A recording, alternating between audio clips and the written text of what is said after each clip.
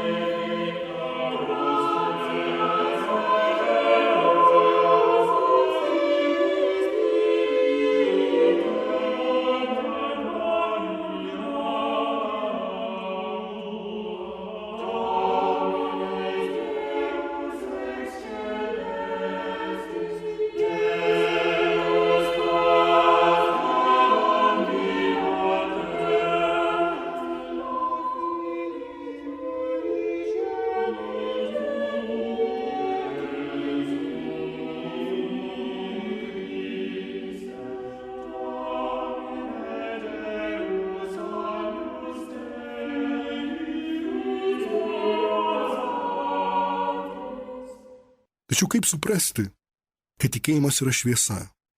Kodėl yra kalbama būtent apie tikėjimo šviesą?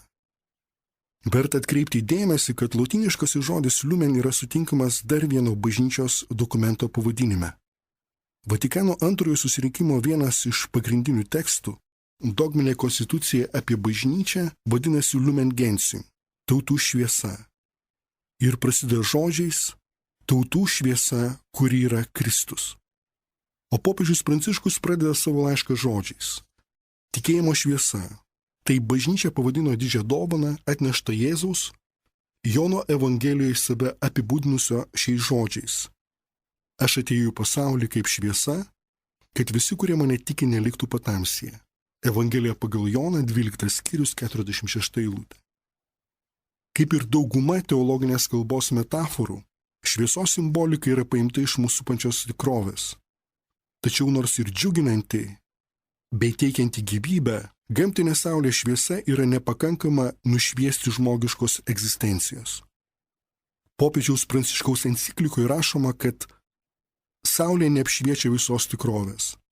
Jos spindulys nepajėgia įsiskverbti į mirties šešėlį, ten, kur žmogaus akis užsimerkia jo šviesai. Krikščioniškų teologija nuo seno mokė, kad egzistuoja įvairios šviesos rūšis. Pasak Šventojo Tomo Akviniečio yra prigimtinė šviesa, tikėjimo šviesa, malonė šviesa ir garbė šviesa amžinajame gyvenime. Prigimtinė šviesa tai žmogaus protas, tikėjimo šviesa tai toji, kuri leidžia mums pažinti dalykus, pranokstančius proto pažinimo galias. Jie tveria neregimai Dievo pasaulį, o malonė šviesa yra įlietoji antgamtinė šviesa, ją žmogus tegali pasiekti tik dėl pagalbos, kurią dovanai teikia viduje jį skaitinantis Dievas. Galiausiai tikėjimo ir malonės šviesą amžinajame gyvenime pakeis nesukurtoji garbė šviesa, kurioje regėsime Dievą. Kalbėjimas apie tikėjimo šviesą enciklikoje yra svarbus dar dėl vienos priežasties. Mes gyvename laikmetyje, kuris veikiamas požiūriu susiformavusių 17 ir 18 amžiuje, taip vadiname apšvietos laikmetyje, dar kitaip vadiname šviečiamajame amžiuje, kai žmogus savo protu užsimojo išstumti bet kokius prietarus, tame tarpe ir tikėjimą Dievo apreiškimu. Apšvieta buvo suvokiama kaip žmogaus išvadavimas iš nesavarankiškumo, dėl kurio žmogus pats kaltas. Nesavarankiškumas buvo suvokiamas kaip nesugebėjimas naudoti savo protu kitų nevadovaujamam. O žmogus pats kaltas dėl to, jei nesavarankiškumo priežastis yra ne proto stoka, bet stoka pasiryžimo bei drąsos naudoti savo protu kitų nevadovaujamam. Būtent tada tikėjimas buvo pradėtas sieti su tamsa. Ir būtent tame laikmetyje vienas iš apšvietos filosofų ištarė popiežiaus cituojamus žodžius. Kiek žmonių tarp Dievo ir manęs? Argi atrodo paprasta ir natūralu, jog Dievas susiieškojo Mozę, kad pasikalbėtų su Žanu Žaku Ruso. Tačiau ar pakanka vien proto šviesos, kad suprastume, kas esame, iš kur ateiname ir koks yra mūsų gyvenimo tikslas? Ar nėra taip, kaip popiežiaus žodžiais savarankiško proto šviesa nepajėgia apšviesti ateities, ji galiausiai lieka tamsi ir neišlaisvina žmogaus iš nežinomybės baimės. Tad žmogus atsisakė ieškoti didžiosios tiesos, kad galėtų tenkintis nedideliais šviesuliais, šviečiančiais tik akimirką, bet negebančiais parodyti kelio. Kai trūksta šviesos, visi tampa painu ir nebeįmanoma atskirti gėrio nuo blogio. Citatos pabaiga. Tačiau ar bet koks tikėjimas yra geras?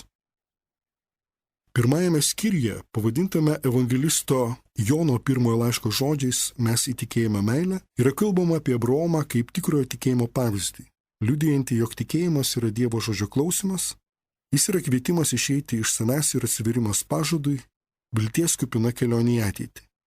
Enciklikoje rašoma, kad jo gyvenime nutinka sukrečiantis dalykas.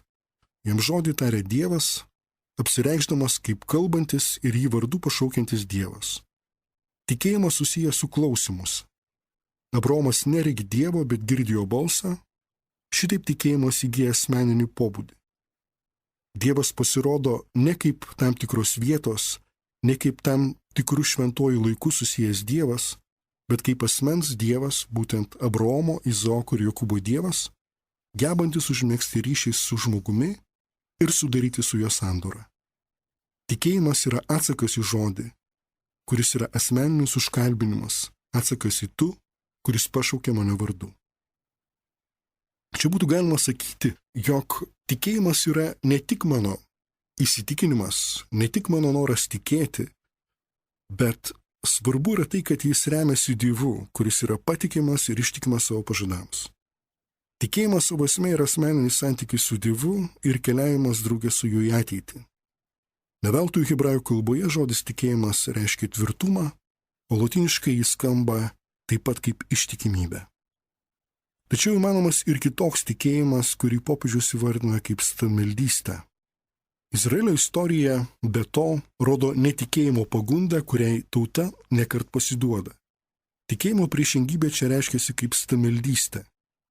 Mozei ant Sinajaus kalno, kalbantis su Dievu, tauta nepakelia paslėpto dieviško veido slėpinio, nepakelia laukimo. Tikėjimas iš prigimties reikalauja atsisakyti to, kad tiesiogiai siūlo regėjimas, kviečia atsiverti šviesos šaltiniui, gerbent slėpinį veido, norinčio apsireikšti asmeniškai ir tinkamu laiku. Toks tikėjimas Kotsko rabino žodžiais apibrėžia stabmeldybę, kuri yra tai, kai veidas pagarbiai kreipiasi į veidą, kuris nėra veidas. Užuot tikėjusi Dievą yra garbinamas stabas, kurį veidą galima matyti, o kilmė žinoma, nes jis padarytas mūsų. Pratęsiant popiežiaus enciklikos mintį, galima sakyti, jog tam tikra stabmeldybės forma gali būti ir mūsų pačių susikurti Dievo įvaizdžiai, apie kuriuos savo knygoje Demoniški Dievo įvaizdžiai kalba Karlas Frilingsdorfas. Kunigas ir psichoterapeutas sako, kad savo praktikoje sutiko daug žmonių, kurie gerąjį Dievą, kabutėse, vaikystėje patyrė ir priėmė kaip kankinantį žmonių engėją, smulkmenišką buhalterį, nesuvaldomą tironą ar negailestingą teisėją. Kiti kabinasi į savo vaikystės Dievą, padėjusi ištverti blogas vaikystės patirtis, Jie mėšlungiškai laikosi įsitvėrę taip vadinamo pavaduojančio Dievo, kabutėse.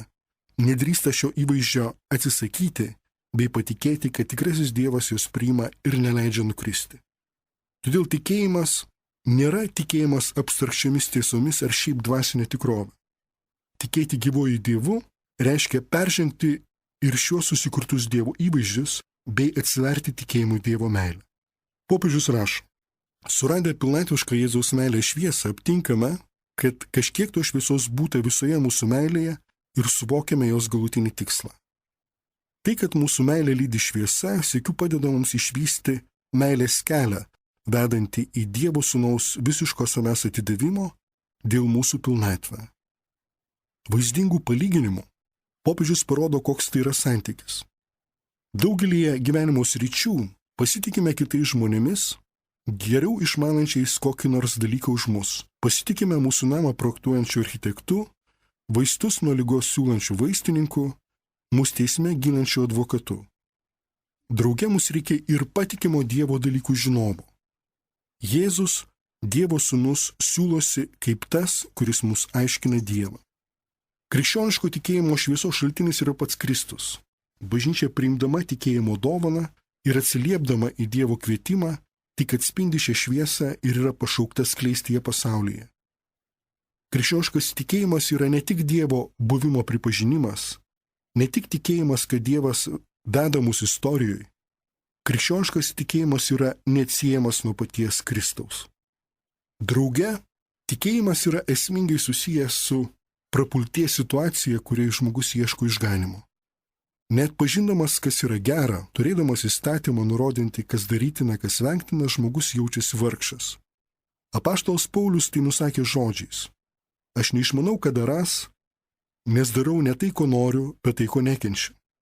Aš žinau, kad manyje, tai yra mano kūne, negyvena gėris.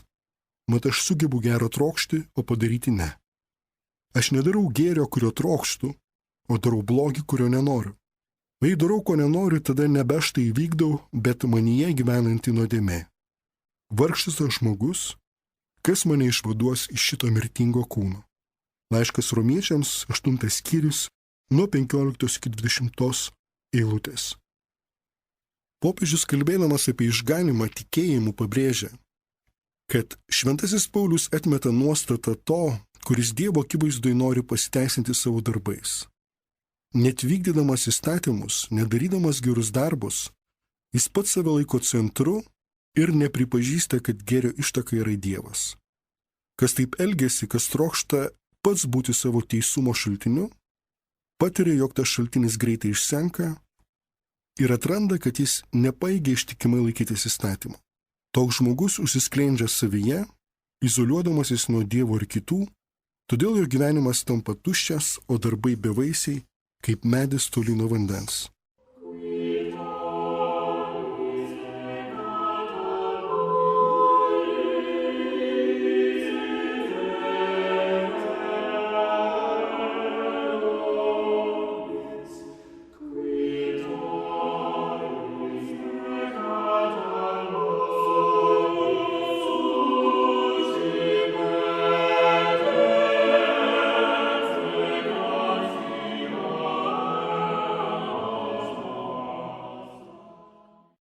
Enciklikos 2 skyriuje, pavadintame pranašo Izaijo žodžiais, jei netikėsite, nesuprasite, pirmiausia kalbama apie tikėjimo ir tiesos ryšį. Tikėjimas nėra lengvatikystė, tikėjimas viskuo arba bet kuo. Tikėjimas be tiesos negali žmogaus išganyti. Būtent apie tokią laikyseną savo seserį įspėjo enciklikos pradžioje cituojamas vokiečių filosofas Friedrichas Nyčė. Čia žmonijos keliai persiskiria, jei trokšti sielos ramybės ir laimės tikėk, jei trokšti būti tiesos mokinę, tirk. Popiežiaus žodžiais, tikėjimas be tiesos negelbėja, nesuteikia mūsų žingsniams saugumo, jis lieka gražia pasaka, mūsų laimės troškimo projekcija, kažkuo, kas mus patenkina tik tiek, kiek norime pasiduoti iliuzijai. Arba susiaurėja iki gražaus jausmo, paguodžiančio ir sušildančio, bet pavaldaus mūsų nuotaikos skaitai, bei laikų permainingumui ir nepajėgiančio palaikyti mūsų nuolatinėme gyvenimo kelyje. Klaivas Stieglitsas Liujisas savo knygoje Tiesiog krikščionybė Diskutuodamas su tais, kurie priešpriešino gyvas religinės patirtis sunkiai suprantamoms tikėjimo dogmoms, pastarasis atmesdami sakė: jei jūs nesidomite teologija, tai nereiškia, kad neturite jokios Dievo sampratos. Tiesiog jūs turite daug klaidingų sampratų, blogų, supainiotų, pasenusių. Nes labai daug Dievo sampratų, kurios šiandien pateikiamos kaip naujos, paprasčiausiai yra prieš daugelį šimtmečių rimtų teologų tyrinėtos ir atmestos. Drauge popiežius sako, kad nuo teologijos neatsiejamas nusižeminimas, įgalinantis būti palytėtam Dievo, pripažinti savo ribotumą slėpinio akivaizdoj ir skatinantis neišsemiamus to slėpinio turtus tirti su protui būdinga drausme. Kadangi yra šviesa, tikėjimas kviečia mus skverbtis į jį, vis labiau tirti jo apšviečiamą horizontą, kad geriau pažintume tai, ką mylime.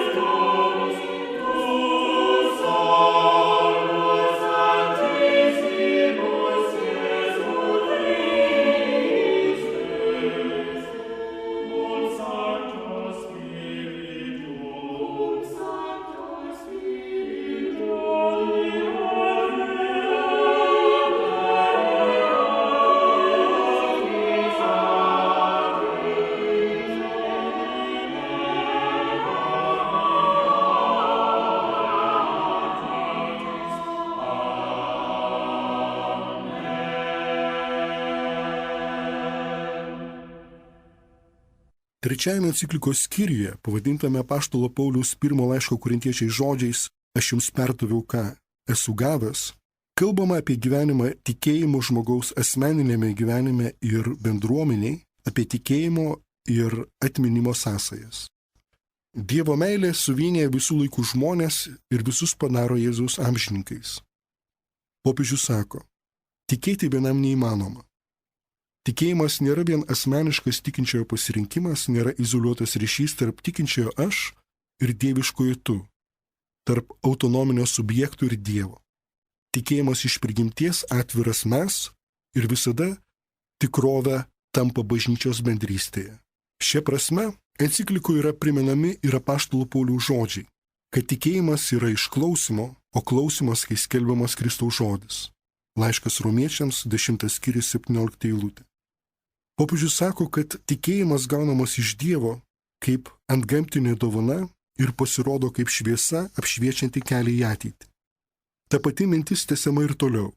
Tikėjimas, Dievo dovana, jo įlietoji antgamtinė dorybė, įgalina suvokti, jog mums pasiūlyta didelė meilė. Gerasis žodis, kad mes priėmę tą žodį, kuris yra Jėzus Kristus, žmogumi tapęs žodis, būtume perkeisti šventosios dvasios. Jis apšviečia kelią į ateitį ir suteikia mums vilties sparnus džiugiai tam keliui įveikti.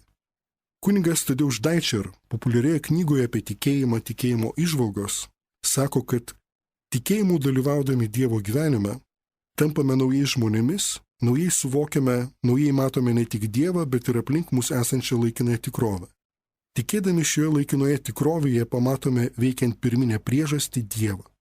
Pastebime jo buvimą ir veikimą mumise, taip pat gamtoje ir istorijoje. Tikėjimas yra dorybė, kuri įgalina mus užmegzti ryšį su Dievu ir yra viso antgamtinio gyvenimo pagrindas. Tikėti reiškia dalyvauti Dievo mintyje, tai tarsi protauti prigimtinėmis sielos galiomis besiremiančių antgamtiniu protu, kuris duoda mums gebėjimą mąstyti taip, kaip mąsto Dievas apie save ir apie viską, su kuo susidurime. Todėl nepakanka vien priimti tikėjimo dovaną ir tikėti Dievu. Tikėti anot kardinolo Suonenso yra žvelgti mylinčio Dievo žvilgsniu į visą mūsų supantį pasaulį.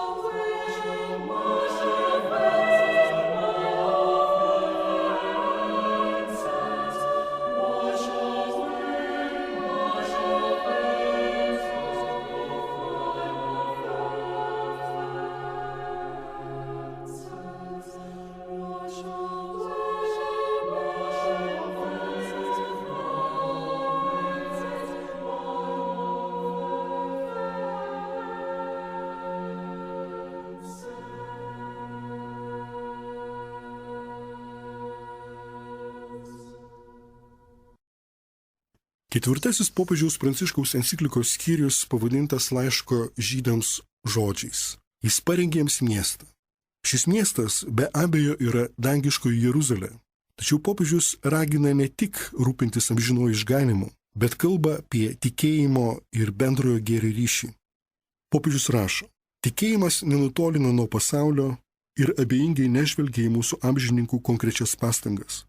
Be patikimos meilės žmonių niekas nevienytų. Jų vienybę tada reikėtų suvokti kaip grįstą naudingumu, interesų sutapimu ar baime, bet ne bendro gyvenimo gerumu ir džiaugsmu dėl vienas kito artumo. Tikėjimas apčiuopia žmonių tarpusavio santykių esmę, praskleidžia tiesą apie žmogaus galutinį tikslą ir suteikia patikimą pagrindą, ant kurio galima statyti bendrąjį gėrį. Toliau šias mintis popiežius plėtoja keliose konkrečiose žmogaus gyvenimo kontekstuose – šeimoje, tarp jaunimo, socialiniuose santykiuose, žmogaus santykėje su gamta, žmogaus laikysenoje mirties akivaizdoje. Tačiau būtų klaidinga galvoti, kad čia žemėje galima sukurti gyvenimą, kuris būtų visiškai nepalitėtas kančios. Todėl tikėjimas yra ir paguodžianti jėga kančioje. Popiežius rašo, tikėjimo šviesa neleidžia užmiršti pasaulio kančių. Daugybė vyrų ir moterų kenčiantieji buvo šviesos tarpininkai. Pavyzdžiui, raupsuotieji šventajam Pranciškui ar vargšai palaimintai motinai Teresei iš Kalkutos. Jie suvokė slėpinį glūdinti tuose, kurie kenčia.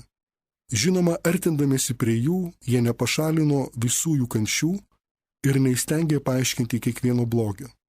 Tikėjimas yra ne visą mūsų tamsą išsklaidinti šviesa, bet šviestuvas naktyje rodantis mūsų žygdams kelią ir to mūsų kelioniai pakanka.